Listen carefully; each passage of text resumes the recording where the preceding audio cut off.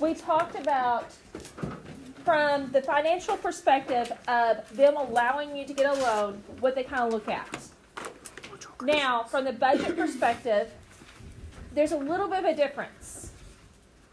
We're going to actually only go off of 30% of your gross income should go towards your housing. So that's going to be a little bit lower than the 40% yesterday. So when we're looking at what your budget will allow, we're going to be doing 30% of your net income for your house. So you'll see that number change based upon different financial advisors. Some will say no more than 25%. Some will have different numbers. I've stuck with 30. That's what we'll be using. So depending on who you're talking to, sometimes that number does change. So we're going to look at the Williams family. They have a take-home pay of $4,940 per month. What is the max house payment they can afford? So the first question is to just simply take 30% of net income.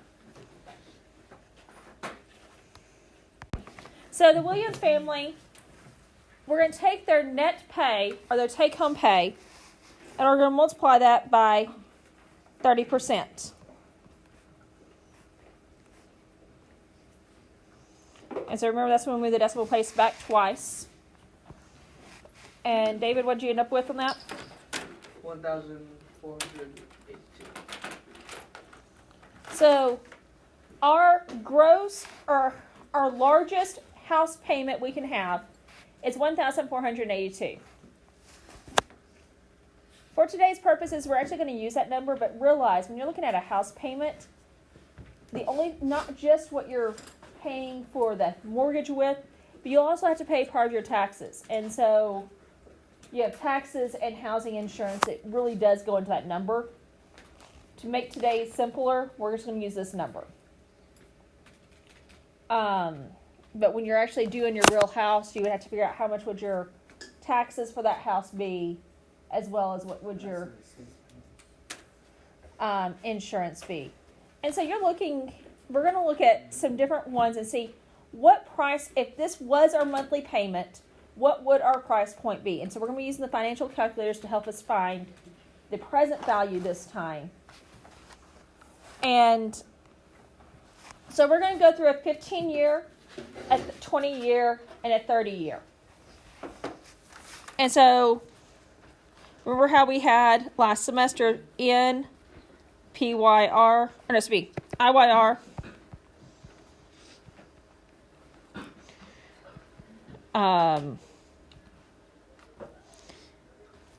PV, PMT, FV, and PYR. And so let's find each of those numbers. So your N is how many payments you're going to make. So if we're doing it for 15 years,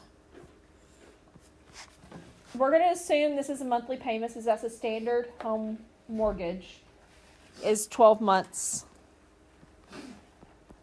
So how many payments are you going to be making over the lifetime of this loan?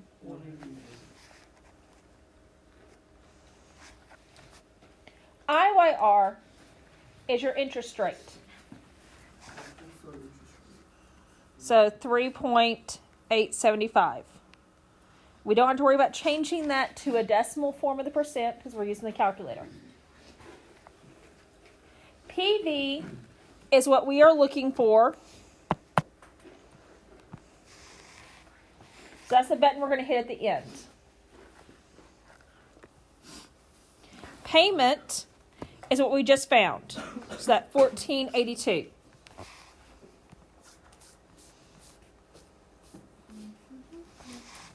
What do we want our future value to be every single time on a loan? 0. And how many payments per year are we making? 12. Okay. So remember, in the order that we're going to type this in, we'll do 180 and then hit your N. 3.875. And then hit your IYR. Leave PV alone. 1482 PMT. 0 future value. 12 PYR. Do shift PYR? Oh, yeah. Shift is what's going to end up to get that. And then we just But that's say the orange button. Make sure you're doing this along with us so you can make sure you're getting the same numbers.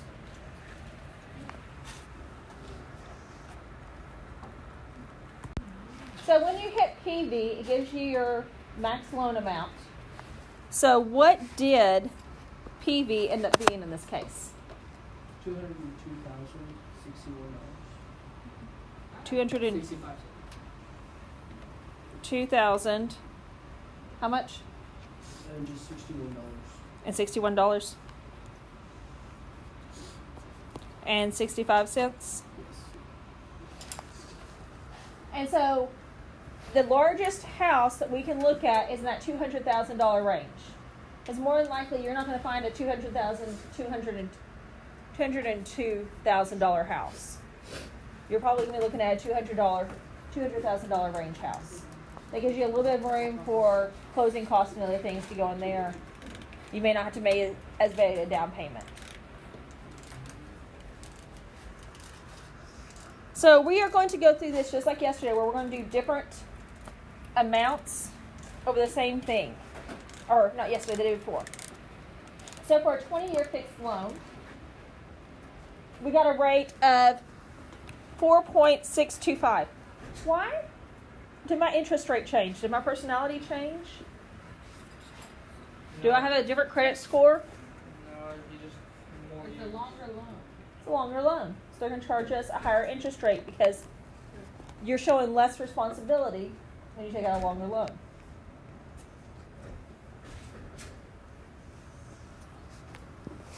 So we're going to go through the same process as the last time. So when we type this in, only things that we're changing is our N and our IYR. Everything else is staying the same. Do you think that the amount of your present value is going to go up or down? Up. Because your payments, remember when we looked at that amortization table and we went through 15, 20, and 30-year loan? Well, what the difference was is our payment was smaller for the longer term of the loan. So if you have a smaller payment, it can go for a bigger loan.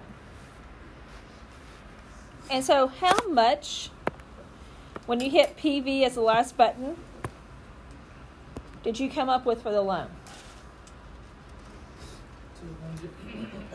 231,773.75 cents. So when we hit PV, we're going to end up with, that is the value of our house.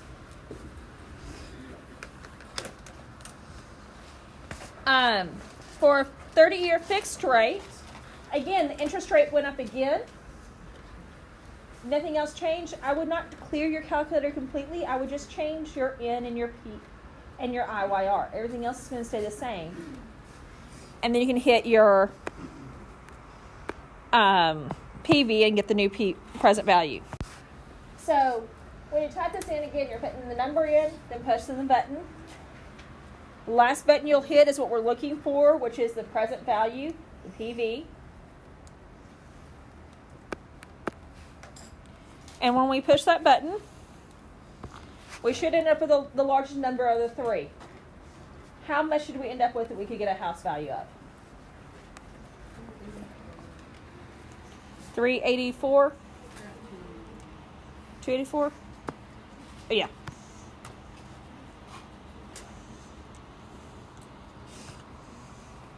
And 284,000, how much? 99 or like $99 and then 98 cents.